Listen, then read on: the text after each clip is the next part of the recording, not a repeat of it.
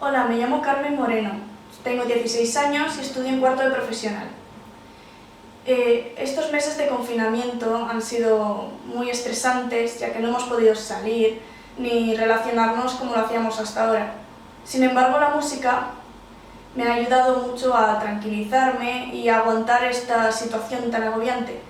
Por eso voy a interpretar la obra Un nuovo Bianche de Ludovico Einaudi, ya que para mí representa la fuerza de seguir adelante y el no rendirse jamás a pesar de las adversidades como la que estamos pasando ahora. Espero que os guste.